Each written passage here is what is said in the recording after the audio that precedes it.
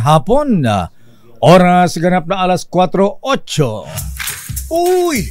Nakapag-break ka na ba? Nakapag-relax ka na ba? Saan ka man nagtatrabaho, mapa-opisina man o work from home o mula mismo sa pwesto, sasabayan namin ang break time mo. Sasabayan namin ng mga balita at komentaryo, mga panayam ng mga taong viral ngayon. DZRH Break Time! RH Break Time!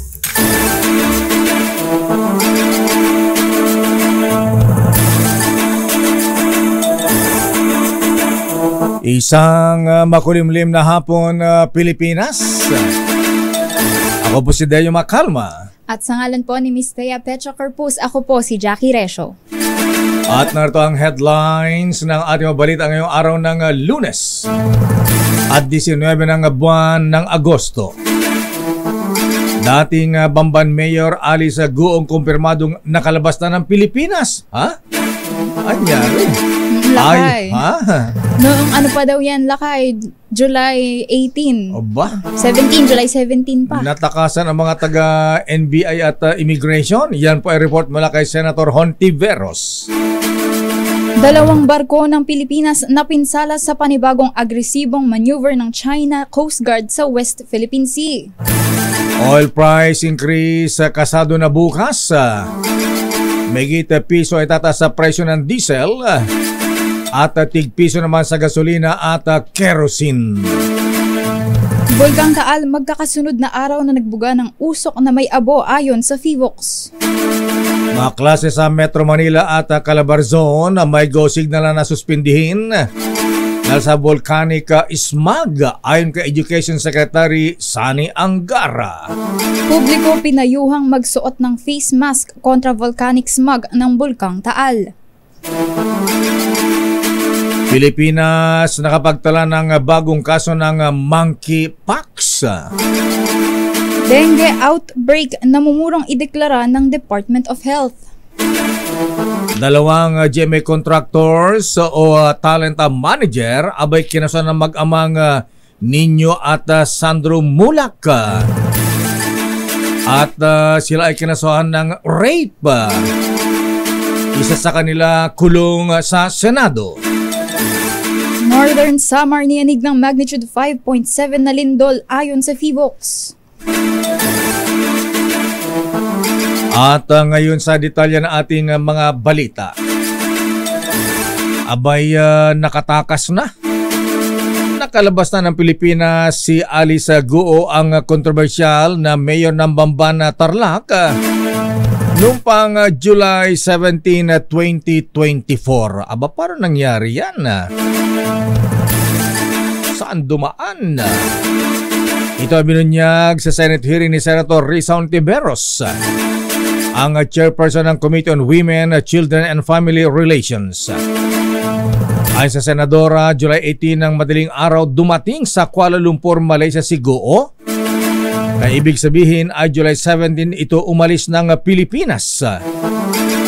Mula man sa Malaysia ay dumiretso si Guo sa Singapore, kung saan nagkita-kita sila ng kanyang mga magulang at mga kapatid.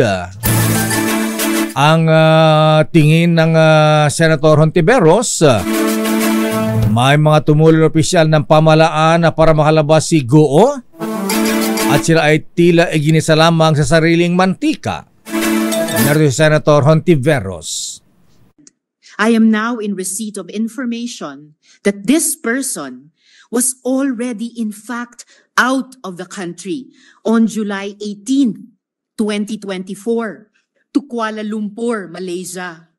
Ipapakita ko po ang dokumentong ito bilang patunay na pumasok sa Malaysia si Alice Guo. Siya po ay pumasok ng 12:17, 13 seconds military time ng July 18. Kaya ibig sabihin, umalis siya ng Pilipinas sa gabi ng July 17.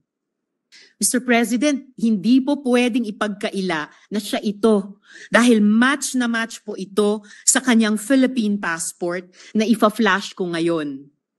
Maraming salamat sa NBI sa impormasyong ito. Patuloy ang pag-track nila kay Alice Guo.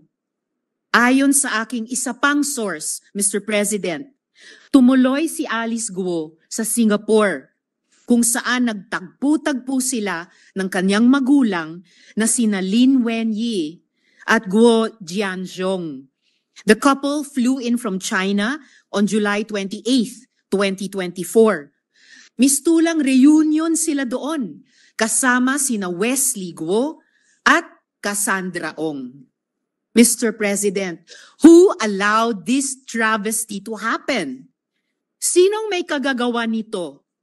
Hindi makakaalis si Alice Guo kung walang tumulong sa kanya na mga opisyales ng pamahalaan para tayong ginisa sa sarili nating mantika. I have always believed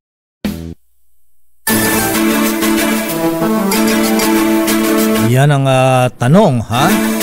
At saan ba lumabas Senator Risa? Diyan ba sa Ninoy Aquino International Airport? O mga airport sa probinsya? O dumaan sa backdoor sa Mindanao? Si Mayor Guo ay sinasangkot sa operasyon ng ni-raid na Pogo Hub sa Bamban Tarlac na konektado umano sa illegal na gawain ng mga krimen sa bansa. Sa iba pang balita, nagtamo ng structural damage ang 2 barko ng Pilipinas na nagsasagawa lang ng resupply mission matapos ang agresibong maneuver ng China Coast Guard sa West Philippine Sea. Ayon sa National Task Force for the West Philippine Sea, nagkaroon ng bahagyang sira ang BRP Bagakay at BRP Enganyo matapos ang hiwalay na pagbangga ng CCG vessel malapit sa Escoda Shoal. Unang nabutasan ng deck ng BRP Enganyo kaninang pasado 3:00 ng madaling araw dahil sa maneuver ng CCGV 3104 bago ang 2 beses na pagbangga ng CCGV 21551 sa BRP Bagakay. Sa kabila nito, inulat ng Philippine Coast Guard na nagpatuloy sa misyon ang 2 barko patungo sa Patag at Lawak Islands. Hinimok naman ng NTF ng West Philippine Sea ang China na umayon sa UNCLOS para maiwasan ang pagtindi ng tensyon sa karagatan. Samantala, bad news mga kuya, ha? Kaya ngayon pa lang sa mga drivers, motorista, ha? Jeepney drivers, taxi drivers, abay, full tank na nyo mga kuya, ha? Dahil bukas, pasado na ang malaking taas sa presyo ng produktong petrolyo August 20. Ayon sa mga oil companies, abay tataas ng 1 peso and 20 centavos ang kada litro ng diesel. At may tig piso ring pagtaas sa presyo ng gasolina at kerosene. Ang pagsipa sa presyo ng produktong petrolyo ay nakabende raw sa paggalaw ng pandaigdigang merkado. Pero patay chinuchubi rito Miss Jackie. Oh, ha? Bakit lakay? Abay, last week last Tuesday, 2 piso ang rollback. Ngayon naman ay unti-unting binabawi. May git piso at may git piso. Ano ba yan? Wala daw forever lakay. Samantala, 4 na sunod na araw nang nagbubuga ng makapal na steam ang Bulkang Taal na nananatili pa rin sa Alert Level 1. Batay sa bulletin ng PHIVOLCS, umabot ulit sa 2,400 meters ang steam plumes na ibinuga ng bulkang sa nakalipas na buong araw. Unang naobserbahan ng higit 2,000 metrong steam sa Taal nitong Agosto 16 bago kumalat ang volcanic smog sa bayan ng Cavite at Batangas. Sinabi ni PHIVOLCS Director Teresito Bacolcol na mabagal ang dating ng hangin kaya hindi agad maipagpag ang makapal na asupre ng bulkan, bagay na nagre-resulta naman ng fog. Aminado naman si Bacolcol na mahirap matukoy kung hanggang kailan magtatagal ang naturang degasing ng bulkan na naging ugali na umano nito makaraan ng 2020 phreatic eruption.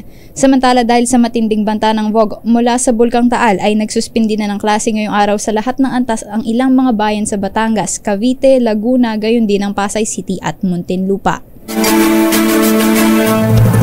May go signal mula sa Department of Education na magsuspindi ng mga klase sa mga public school sa Metro Manila at maging sa Calabarzon Region. Ito ay kasunod ng order ni Education Secretary Sani Angara na otorisado ang mga public school sa Metro Manila at Calabar Zone na magsuspinde ng face-to-face classes dahil sa naranasang volcanic smog dahil sa ibinubugan ng bulkang Taal. Batay sa Memorandum Number 046 na pirmado ni Secretary Angara, partikular na binibigyan ng otorisasyon ng DepEd mga eskwelahan na hindi pa nagsususpende ng kanilang klase kung ito ay kinakailangan. Una nang nagkansela ng klase ang ilang paaralan sa Batangas, sa Cavite at Laguna, maging ang Muntinlupa City sa Metro Manila, matapos magbugan ng makapal na asupre ang Taal Volcano na umabot nga hanggang dito sa Metro Manila. Payo ni Senator Secretary Angara na nasa mga paaralan ang desisyon kung sila ay magpapatupad ng distance learning modality para maprotektahan ang kalusugan ng mga mag-aaral at maging ang mga guro. Samantala, pinaalalahanan ang publiko na manatili na lamang sa loob ng kani-kanilang bahay, pangunahin na ang mga nasa lugar na apektado ng VOG o volcanic smog. Ayon kay DOH Spokesperson Assistant Secretary Albert Domingo, bukod sa pag-iwas muna sa outdoor activities, mainam din na magsuot ng N95 at KN95 mask. Paliwanag ni Domingo, delikado ang VOG lalo na sa mga bata at matatanda, gayon din sa mga may hika at may komplikasyon sa baga. Dagdag pa nito, dapat aniyang makinig ang publiko oras na palikasin na sila ng mga otoridad. Dahil yung ating face mask, yung N95, nakakatulong po yan dun sa tinatawag na particulate matter. Alikabok ba? Yung mga kumakalat na alikabok. Pero meron kasing isang component, yung ating smog na maaaring siya ay asupre or yung sulfur dioxide. Kung yan po yung component, sasabihan naman po tayo ng ating mga otoridad na kung kailangan umiwas. Dahil yung pong ating mask hindi kayang i-block yung ating sulfur dioxide gas. Samantala, acutely unhealthy ang kanila daw ng hangin sa Caloocan City ngayong hapon. Caloocan lang ba? Di more sa sa paligid ng Taal. Cavite, ha? Ito ay batay sa huling tala ng Environmental Management Bureau ng DENR. Ito ay kaninang alas 2 ng hapon at sinasabing unhealthy for sensitive groups naman ang air quality sa Pateros at Makati. Ayon sa DENR, mapanganib na ang mga nasabing kalidad sa kalusugan, lalo na ang merong karamdaman sa baga at puso. Kaya pinapayuhan ng DENR ang mga nasa vulnerable sector na manatili sa loob ng kanilang tahanan o kaya naman ay magsuot ng face mask kung sila ay lumalabas. Samantala, na-monitor ng Department of Health ang bagong kaso ng Mpox sa bansa. Ito ang unang Mpox case na na-detect sa Pilipinas ngayong taon. Sa kabuuan ay 10 na ang kumpirmadong dinapuan ng naturang karamdaman sa bansa. Ang pinakabagong pasyente ay isang 33 anyos na lalaki na walang travel record sa labas ng Pilipinas. Ayon sa DOH, nag-uumpisang maramdaman ng pasyente ang simptomas noong nakalipas na linggo na kinabibilangan ng lagnat at rashes o pantal sa muka at palad. Ang pasyente ay dinala na sa isang government hospital. Babalikan natin ang ilang pang detalye na ating mga balita. Dalawang contractors ng GMA7 o mga talent managers kinasuhan na mag-amang Ninyo Mulak at Sandro Mulak ng sexual abuse at rape sa Department of Justice kaninang umaga. Samantala yung isa na si Jojo Nones ay sinight for contempt naman sa Senado dahil sa pagsisinungaling. At ito ay nakakulong ngayon sa Senado. Samantala, dengue outbreak mga misis, ingat-ingat ha. Abay, marami daw nakakaroon ng dengue ngayon dahil sa maraming lamok at dahil sa mga nangyayaring pag-ulan. Ito daw ay maaari ideklara ng Department of Health. Northern Samar, niyanig naman ng magnitude na 5.7 na lindol ayon sa PHIVOLCS. Ang detalye po ng balitang yan sa ating pagbabalik. Oy, malakas daw ang ulan ngayon, ha? Ayan, bumagsak na ba ulan dito sa Pasay, ha? Abay, kanina nag-text sa atin si Dr. Aguila ng Farview, Quezon City. Malakas na ulan kanina alas 3. Abay, dito naman sa Pasay, Mahabigan ay malakas ngayon ang kulog at meron pang kasamang pagkidlat. Naku, ha? Ngayon po ay nakataas ang thunderstorm advisory sa Metro Manila ayon sa Pag-asa. Babalikan natin ang detalye ng mabalitan yan sa ating pagbabalik. Oras sa ganap na alas 4:24. 4:30. Grabe po ang lakas ng ulan dito sa bandang Pasay CCP Complex. Oo, lakay pati daw sa Makati. Makati Umuulan malakas na. din. Oo. Kanina dyan tayo galing, malakas sa ulan. Ay makulimlim kanina, maitim ang kalangitan. Abay ngayon po Mahabigan ayan po nakita nyo sa TV. Abay bukod sa malakas na ulan, malakas na ihip ng hangin, may kasampang nakatakot na kulog. Ha? Meron din lakay yung vog. Sumasama din yung vog sa buhos ng ulan. Sana huwag lang kumidlat ha? Ayan, kumikidlat din ha? At siguro yung ismag ayan, mabuti rin yan para hindi na kumalat pa ha? Kaya ingat-ingat po Mahabigan sa inyong pag-uwi ha. Uwian pa naman ngayon na alas 4:30 na. At yung mga malilit ang mabababa ang sasakyan. Nako, ingat-ingat po at malakas ang ulan. At sa atin pong mga commuters din mag-ingat kayo. O kung baga wag na po muna kayong lumusong dyan sa malakas na ulan. Magpatila na muna kayo. Alamin nga natin ang sitwasyon sa labas ng ating himpilan kaugnay sa malakas na ulan. Nasaan si Eric Dastas? Eric Dastas, kumusta dyan sa bahagi ng Makati at Mandaluyong? Malakas ba rin ang ulan dyan? Eric, pasok. Eric. Sakay, Mayor, napakatatalim ng mga kulog at tiplata na ating nararanasan sa mga oras na ito. At kung madidinig nyo sa aking background, ay malalakas yung kulog at sinasamahan pa ito na yan, lakay Mayor, ganyan kalakas. Wow, dito rin. Napakalakas din.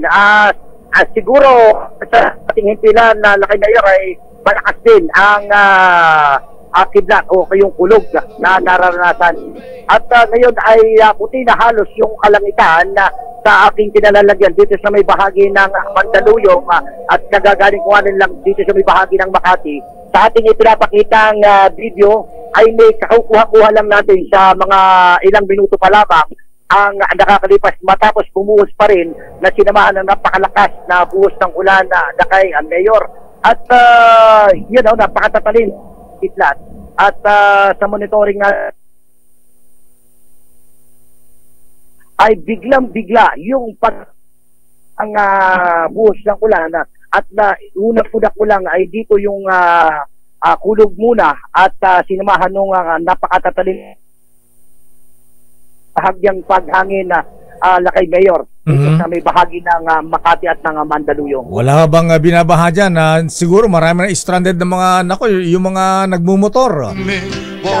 Wala pa naman tayong nadaanan na paha sa ating paglalakbay. Okay, maraming salamat Eric.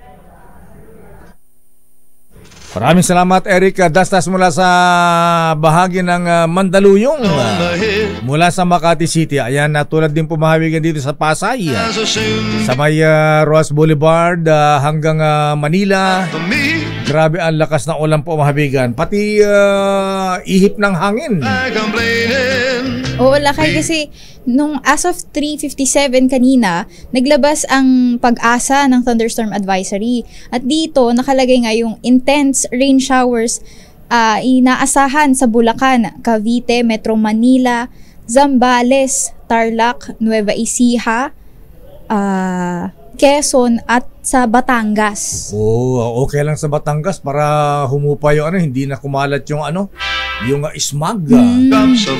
Antayin po ang latest mabigan mula sa Pag-asa. Ito bang pag-ulan na ito, thunderstorm, may tatagal ba? Sandali lang ba? Magdudul ba ito ng pagbaha sa Metro Manila? Standby Pag-asa. Mamaya alamin natin ang report din. Ating mga reporters, Miss Let Narciso, kumusta ang panahon dyan sa bahagi ng Malacanang sa Manila? Raymond sa may Senate at Manang Milky, kumusta ang sitwasyon dyan sa Quezon City? Samantala, bago ang mga reports, nag-high na ng kasong rape. Wow! Kinasuhan ng rape sa Department of Justice ang ng mag-amang Nino at Sandro Mulak ang dalawang independent contractors o yung mga tinatawag na talent managers ng GMA Network na sina Jojo Nones at Richard Dode Cruz. Kasama ng mag-ama ang kanilang abogado at mga tauhan ng NBI na tumulong sa kanila nang magkain ng reklamong rape through sexual assault laban sa dalawa. Ayan, pwede pa lang magkakaso ng rape sa lalaki, ano ha? Oo, lakay. Kasi consent naman ho ang pinag-uusapan dyan. Ayan, kaya lang anong pangahalay ang ginawa ng mga ito kay Sandro? May kasama ring dalawang witness ang mag-amang Nino at Sandro Mulak na siyang magpapatunay daw na ginawan siya ng pangahalay nina Nones at Cruz. Kaya nasa video po mahawigin ni Boy Gonzales kanina umaga, talagang umiiwas at malungkot ang Sandro Mulak. Ayon kay aktor Nino Mulak, dahil sa nangyari ay nagkaroon ng trauma. Ayan, kita naman po natin mabigyan sa sitwasyon ha. Ayan, halatang may trauma pa ang anak na si Sandro at kinakailangan sumailalim ng bagong aktor sa psychological treatment. Sinabi na abogado ni Sandro na si Attorney Zarina Ras na bukod sa kasong rape ay sinampan din nila ng multiple counts of acts of lasciviousness ang dalawang independent contractors ng GMA7 TV network.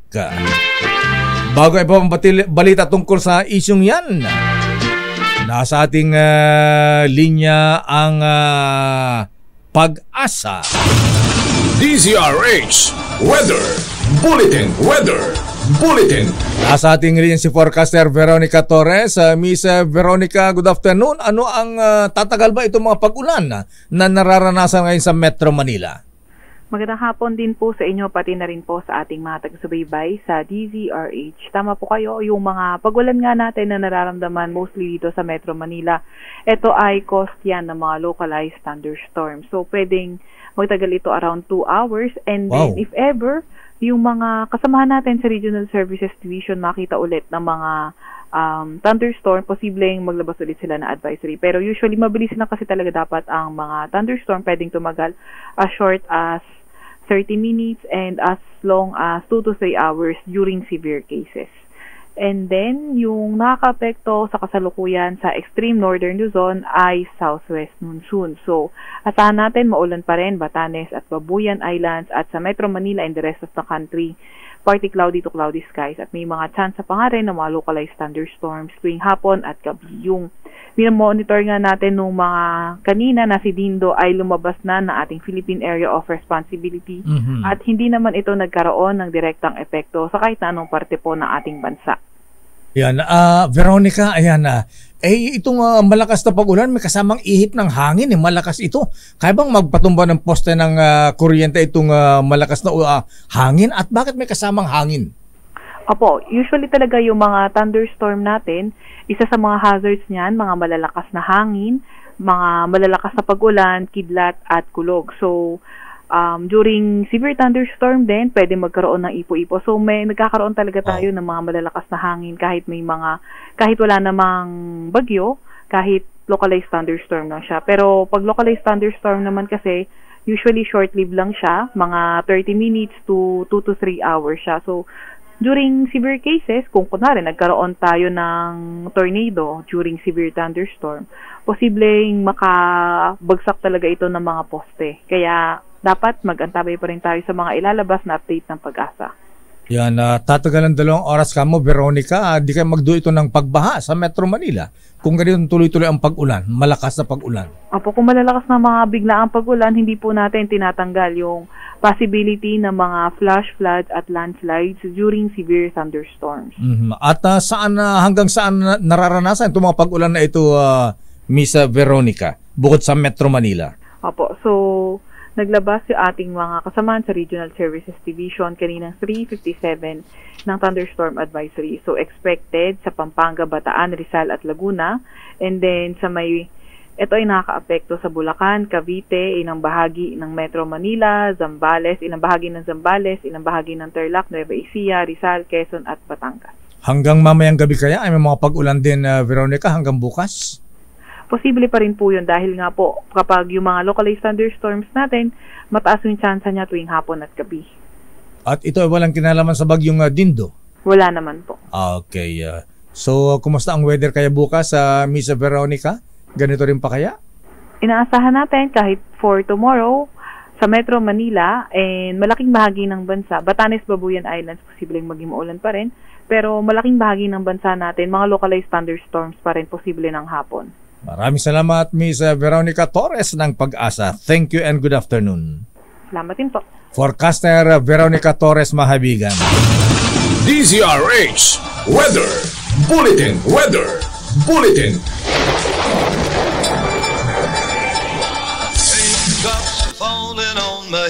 Kaya mga kuya, mga misis, mga ating, ingat-ingat po ha. 2 oras na tatagal itong malakas na pag-ulan, Miss Jackie O.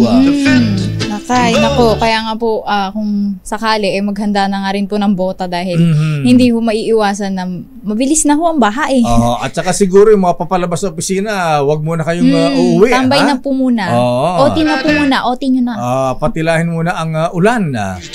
Ang problema ng pagtila na ulan, naku, grabe, walang masakyan, traffic. Pero mabuti na yung safe po tayo, ha? Ayan.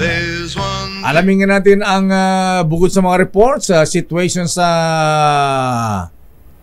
Malacanang. Ayan. Alamin nga natin ang report ni Miss Let mula sa Palasyo ng Malacanang. Let, kumusta sa Maynila? Malakas ba ang ulan? Ay, kaninang bago ako umalis sa Malacanang, makulimlim pa lang. Pero pagdating namin ng Lacson Avenue, napakalakas na ng buhos ng ulan. Ayan. Actually, may mga baha na along Rizal Avenue Lakay. Wow. Oo, may mga baha na. Aha, ayan na. Ano yung mga dinaanan mong lugar na medyo matraffic na, may baha ng konti? Rojas Boulevard. Lacson Avenue Lakay hanggang dito sa may Rizal Avenue. Ayan, ito ka sa TV monitor natin na naku talaga ha. Medyo lumalalim ng tubig. Okay. Kasi sobrang lakas ng ulan, biglang buhos, so sobrang lakas talaga at zero visibility dito sa dinaanan namin. Dito lang sa harapan ng opisina natin sa CCP complex, talagang makita mo mga puno, talagang tinatangay na malakas na hangin yung mga sanga. Ayan, talagang sumasayaw. Lakay. At yan, mapapansin din natin sa mga kalsada ulit, siyempre, yung ilang mga nakamotor na sumisilong lakay dun sa ilalim ng mga footbridge, ayan, nagiging sanhi rin ang pagsisikip ng daloy ng traffic dun sa ilang lugar. Ayan, dito sa mga video natin, kalahati ng gulong ang taas na ng tubig. Oo, lakay. Ganun kabilis na bumaha dun sa ilang lugar dito sa Maynila. Okay, so ano ang latest mula sa Malacanang, Miss Let? Inatasan ni Pangulong Ferdinand Marcos Jr. ang kaukulang mga ahensya na taasan ang financial assistance na ibinibigay para sa ire-repatriate ng mga Pilipino. Sa ambush interview sa Malacanang, sinabi ni Department of Migrant Workers Secretary Hans Leo Casdacat na itinaas ng pamahalaan sa 150,000 pesos ang matatanggap na tulong pinansyal ng mga Pilipinong uuwi mula sa Lebanon. 75,000 dito ay mula sa DMW at 75,000 rin ang manggagaling sa Overseas Workers Welfare Administration. Ayon pa kay Kakda, sakop ng financial assistance maging ang mga undocumented Filipinos na mag-a-avail ng voluntary repatriation. Bukod pa ito sa physical check-up at psychosocial counseling na ibibigay ng DOH sa kanilang pagdating. Gayon din ang iba't ibang tulong mula sa DSWD, TESDA, DA at iba pang ahensya ng gobyerno. Ito si Lester Tisa para sa DZRH. Una sa Pilipinas, una sa Pilipino. Maraming salamat, Miss Let, mula sa Manila. Mula sa Manila, Miss Jackie O. Dumako nga tayo sa Quezon City. Kay Manang Milky. Ayan nga, lakay, Senator Bato de la Rosa hinamon na harapin ang hearing ng Quad Committee tungkol sa EJK. Sa halip na magparatang na ito'y rehash na investigasyon. Sa detalye ng balitang yan, RH12, Milky Regunan. Miss Milky.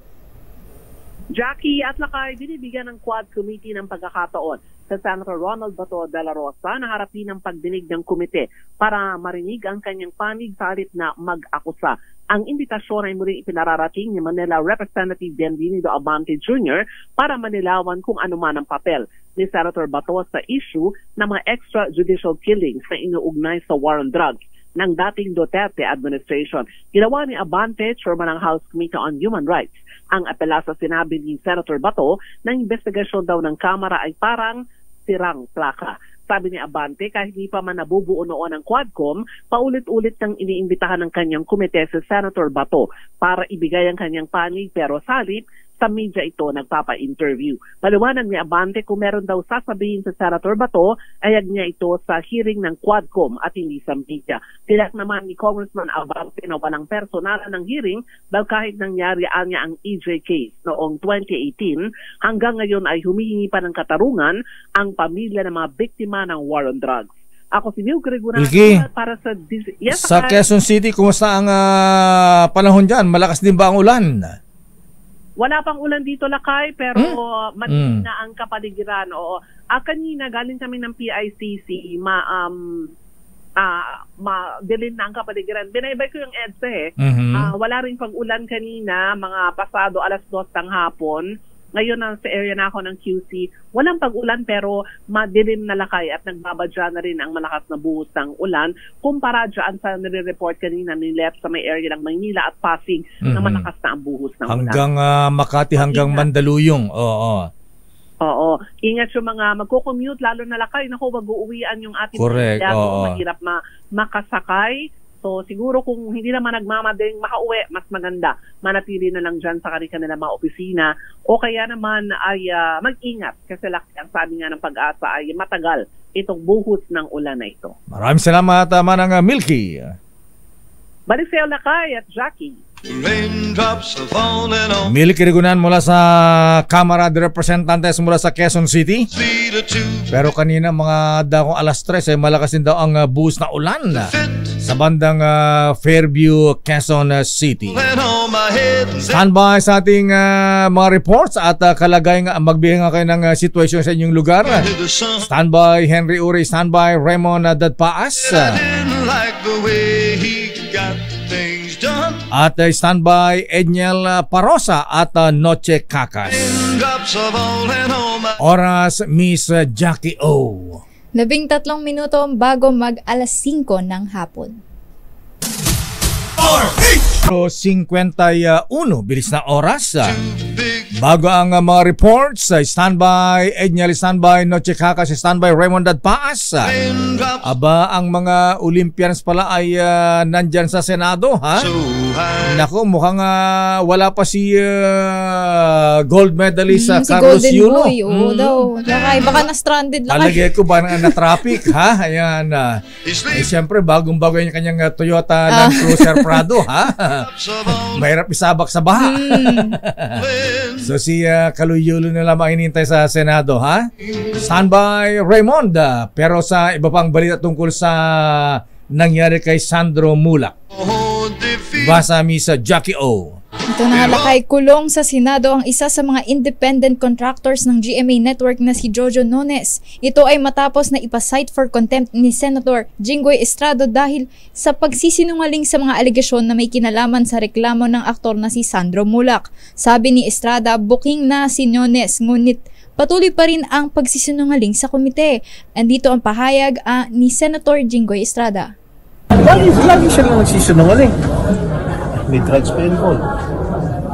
Dinidinay niya yung nagbigay siya ng 500 peso bill folded like a straw. Tapos pinahit niya yung bata, pinasingkot niya yung bata. The first time lang yung bata. And there was really sexual abuse.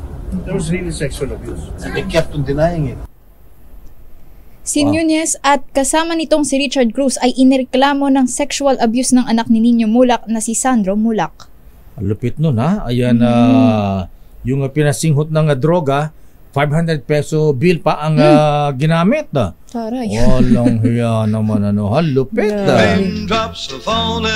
Abay, pati dyan sa Imo sa Cavite, ha? Sabi ni Kuya Ferdy Vergara, malakas din ang ulan, zero visibility. Malakas pa ang ihip ng hangin. Ayan, may kulog at kidlat. Ingat, Kuya Ferdy. Samantala, report mo kay Henry Uri. Nasaan ka, Henry, ha? Abay, malakas ba ang ulan sa kinaroroonan mo, ha? Pero si dating DepEd spokesperson Michael Powa, dating spokesperson ng Vice President Inday Sara Duterte Carpio sa DepEd, aba, itinalaga bilang spokesperson ng Office of the Vice President. Arrest number 7, Henry Uri. Please come in, Henry. Nagpatalaga na ng bagong spokesperson ng Office of the Vice President ang pangalawang Pangulo ng Bansa na si Attorney Vice President Sara Duterte. Ito, Deo, ay sa katauhan nga ni Attorney Wesley Michael Powa na dating tagapagsalita ng Department of Education. Pinalitan ni Powa ang dating tagapagsalita ng OBP na si Attorney Ronald Munsayak. Si Powa ay graduate ng University of the Philippines at dalubhasa sa iba't ibang sangay ng batas kagaya ng taxation, criminal, civil, and commercial litigation. Bago ito napunta sa OBP ay matagal din ito naging undersecretary at tumayong ang tagapagsalita ng Department of Education. Pero ngayong araw lamang, effective immediately, ay pinangalanan na ito ng Office of the Vice President bilang bago nilang spokesperson. Para sa kauna-una sa Pilipinas. Teka muna, nagmamadali ka. Hoy, asaan ka? Gusto na malaman ng panahon sa lugar mo. Nasaan ka man naroon? Nasa Pasay area ko. Malakas pa ang kulog dito, Lakay. Malakas din ang ulan. Ang ulang ito, tila tatagal pa ito ng ilang minuto sapagkat dito sa kinalalagyan ko ngayon sa Pasay ay makulimlim pa, madilim pa ang kalangitan, Deo. Wow. Lalo na dito sa bahagi ng kalurang bahagi ng Ross Boulevard, tabing dagat, ay napakakulimlim pa ng panahon. Ayan, nasa kanto ka ba ng Cuneta at saka Harrison? Malayo ako doon. Ba't ka natawa? Ano bang meron doon? Ba't ka natawa dyan? Malapit ako sa opisina. Malapit ka sa opisina. Malapit ako. Kaya kitang-kita ko itong tabing dagat dito sa nagsaradong Sofitel Philippine Plaza. Sofitel. Dito napakakulimlim ng kapaligiran. At malakas ang kulog pala kayo dito. Napakalakas po ng kulog at umikidat pa sa mga sandali. Di ka ba nadaan dyan sa sa harapan ng Senado, binabahayan at sa harapan ng World Trade? Hindi ba binaha dyan nung dumaan ka? Wala pa? Wala pa naman, Lakay. Wala pa naman. Hindi pa naman bumaha sa mga oras na ito. Okay, maraming salamat, Henry. Para sa DCRH, una sa Pilipinas, una sa Pilipino. Maraming salamat, Henry Uri, mula dyan sa, nandyan na sa may Sofitel. Basa Miss Jackie o sino magre-report? Edniel Parosa. Si Edniel Parosa, National Task Force for the West Philippine Sea, dismayado sa agresibong aksyon ng China sa West Philippine Sea sa kabila ng kasunduang pahupain na ang tensyon. Sa detalye, RH52, Edniel Parosa. Edniel? Lakay at Jackie, ikinadismaya ng National Task Force for the West Philippine Sea ang panibagong aggressive maneuver ng China Coast Guard na ikinapinsala ng dalawang barko ng Pilipinas sa karagatan. Ayon kay NGF-WPS spokesperson Jonathan Malaya, ito'y dahil umahasa sana silang magbubukas ng bagong chapter sa relasyon ng dalawang bansa. Makaraang magkasundo ang Maynila at Beijing na unang pahupain ng tensyon sa Ayungin Shoal. Nangyari naman ang panibagong maritime incident kaninang madaling araw nang banggain ng CCG vessel ang BRP Bagakay at BRP Cape Engaño. Sa magkaiwalay na oras malapit sa Escoda Shoal, nagtapang structural damage yung dalawang sasakyang pandagat ng Philippine Coast Guard na nagsasagawa sana ng resupply mission sa Lawak at Patag Islands. Nauna rito, nagsumite ng diplomatic protest ng China dahil sa paranatili ng PCG vessel BRP Teresa Magbanwa sa Escoda Shoal, kahit ito ay pasok sa loob ng exclusive economic zone ng Pilipinas. Sa bahagi naman ng Armed Forces of the Philippines, kinondina ng kanilang tigapagsalitang si Colonel Francel Padilla ang panibagong insidenteng naglagay sa alanganin sa buhay ng mga Pilipino. Nakatutok din ang hukbong dagat ng Pilipinas dahil giniit na mayroon silang presensya sa inaagaw na teritoryo. Ito si Edniel Parrosa, nag-uunat para sa DZRH. Yes, Lakay. Nasaan ka? Kumusta ang panahon dyan? Lakay, nandito tayo sa border ng Quezon City at San Juan. Hindi ganoon kalakas pag-ulan dito kaya iba sa ilang mga namamonitor nating area, pero naglabas Lakay ng flood update ang MMDA ngayon lamang. Umabot na sa 8 pulgada hanggang 10 inches ang taas ng tubig sa EDSA Orense sa Makati City, maging sa EDSA Ross Boulevard intersection ay 8 inches na rin. Mayroon ding mga gutter deep level ng baha sa ilang area sa Quezon City gaya sa Rodriguez at Araneta del Monte, maging sa C3 and Lex Connector, maging dyan sa MacArthur Highway, sakop naman ng lungsod ng Caloocan, Lakay. Okay, maraming salamat, Edniel. Balik sa iyo, Lakay at Jackie. Maraming salamat, Edniel Parrosa. Sabi ni Kuya Bricks Quejada sa Muntinlupa, ha? Abay, malakas din ang ulan na may kasamang kulog at kidlat. Pero sa bandang Bulacan, sabi ni Mar Urbano, ayan, tumila na yung malakas na ulan, ambon na lang. Pero sabi ni Vic Lima dyan sa may Santa Cruz sa Maynila, ha? Aba, ingat ka, Vic, ha? Ingatan mong bumbunaw, pare ko'y, ha? Ayan, malakas din ang ulan. Alamin natin ang situation mula naman kay Noche Cacas. Nasaan ka, Noche, ha? Pero sa report ni Noche Cacas, may 5 milyong piso halaga ng illegal drugs. Nasa ba sa isang long week operation, 105 drug suspects arestado ng Southern Police District. Ilang buwang report ito na inipon Noche, ha? Itong mga nahuling 105 drug suspects. At kumusta ang lagay ng panahon dyan sa may bandang Taguig? Noche Cacas, please come in. Lakay, Jackie, mahigit 5 milyong piso halaga ng illegal drugs ang nasabat sa isang linggong anti-criminality operations ng Southern Police District. Matagumpay na naaresto ang 105 drug suspects sa buong linggo operasyon. Mula August 12 hanggang August 18, nasa 741.17 grams na munoy shabu, habang nasa 736.82 grams naman ng munoy marijuana na aabot sa kabuang halaga ng 5,128,374 pesos. Ayon kay SPD Director Brigadier General Leon Victor Rosete, nasa 74 na operasyon ang naitala at matagumpay na natiklo ang mga sangkot sa paggamit at pagbebenta ng illegal na droga. Samantala, may ilang bahagi din dito sa lungsod ng Taguig, Lakay ang nakakaranas ngayon ng pag-ulan, partikular na dito sa may Bonifacio Global City o BGC, habang may lugar rin dito sa lungsod ng Makati, partikular na sa Forbes Park ang nakakaranas ngayon ng pag-ulan, habang kauulan lamang, Lakay, dito sa may East Service Road sa lungsod naman ng Muntinlupa. Naririnig natin ang nakikita natin yung kidlat at kulog dito sa naturang syudad. RH27 Noche Cacas, DZRH, una sa Pilipinas, una sa Pilipino. Maraming salamat, Noche Cacas. At dumaka naman tayo sa Senado. Abay, dumating na ang si Golden Boy na si Carlos Yulo. Ayan, Abay, sakay ba dun sa kanyang brand new car? Nabigyan ng Toyota Motor Philippines ni Mr. Alfred Tinang Toyota. Toyota Land Cruiser Prado.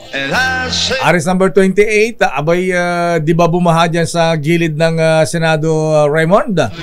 Baka mamaya mapasabak yung bagong-bagong SUV ni Kaloy. Raymond at Paas, please come in. Raymond. Mayor, dumating na nga dito sa Senado yung lahat ng miyembro ng Paris Olympics team. Maliban lang kay EJ Obiena, yung hindi namin nakitang umakyat dito. Yung pinakauling dumating si Carlos Yulo at sinalubong siya sa baba kanina ni Senator Christopher Bongo at Senador Pia Cayetano. Pagkatapos dinila sila sa isang holding room bago sila dalhin sa Senate plenary upang parangalan na bigyan ng Senate Medal of Excellence. Wala pang binabanggit ngayon, Mayor, kung ano yung papremyo naman na igagawad sa kanya ng Senado dahil ang sabi dito ng mga staff na Office of the Senate President kay Senate President Francis Escudero ay hintayin na lang maya-maya dito sa plenary kung ano yung mga ibibigay sa kanya. Nung dumating siya, Mayor, hindi namin na nakita dahil medyo hinigpitan yung security at hindi na kami kailangan bumaba dahil malakas ang ulan. Dahil malakas ang ulan. Kaya hindi ko nakita kung gamit na niya yung binabanggit niya kanyang bagong SUV na galing sa Toyota Motor Philippines. Ngayon ay ito yung itinakdang araw ni Senate President Francis Escudero pang tanggapin at parangalan yung mga Paris Olympians natin dahil nung nakarang linggo ay sabi ni SPGs ay ayaw daw niya makipagpunahan sa mga grupong magbigay ng parangal dito sa ating mga Olympians, particular na sa ating golden boy na si Carlos Yulo. Mula dito sa Senado. Raymond, teka muna, bakit si Nones lang ang pinakulong ni Senator Jinggoy sa Senado? Grabe yung kinukwento niya, ha?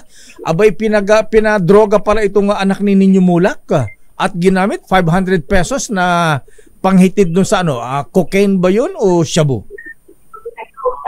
Yun lang ang aming, malupit nun. At saka ang kinonfirm niya talagang mayroong nangyaring sexual assault kung ano pa paano man yun.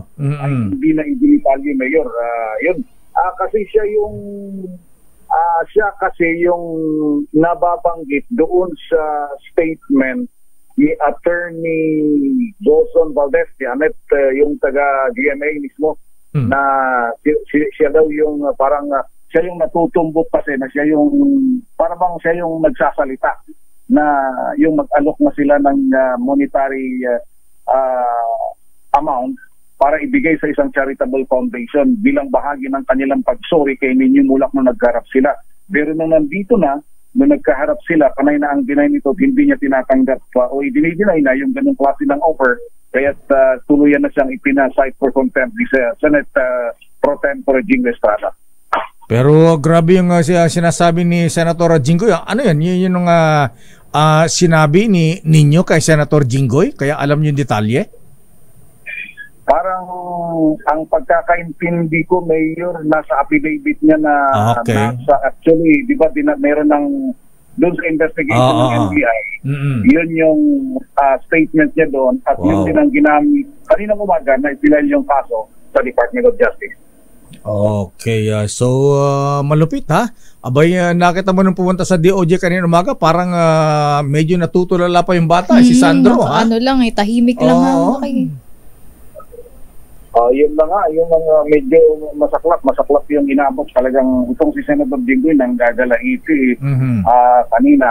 Kaya nga ito contempt itong si Jojo Nones dahil siya yung doon kasi sa dalawa mayor mas nagsasalita itong si Jojo kaysa doon sa Richard. Kaya siya yung na-contempt itong si Jojo Nones. Okay, so hanggang kailan siya tatagal dyan? Sabi ni Senador Jinggoy, hanggang hindi daw siya nagsasalita ng totoo, pakukulong niya dito sa Senado, Mayor. Okay, siguro hanggang din nagtutugba doon sa affidavit ni Sandro Mulak, ano? Yun ang binabanggit. Okay. Sige, maraming salamat, Raymond. Mga dito sa Senado, banggitin ko din lang na kanina, Mayor, doon sa budget hearing, sa budget ng BBM, in-endorse na ito ng Committee on Finance ni Senator Grace Poe at bukas ang Office of the Vice President. Mula sa Senado, ito si RH28 Raymond Advance para sa DZRH, una sa Pilipinas, una sa Pilipino. Maraming salamat, Raymond. Naku, marami iyak sa traffic na naman nito pagkatapos na ulan. Crying in the rain ito, ha? Kailangan na magbaon ng maraming pasensya, Lakay. Oo, ayan. At saka, bago pumila, bago umuwi, ha? Jumingil muna, ha? Tama, Lakay. Gawin na lahat ang nararapat na Dapat gawin gawin. bago umuwi. Baka kayo matraffic ng sandamakmak dyan. Pero sabi ni Kuyang Abby Pitel, rain or shine.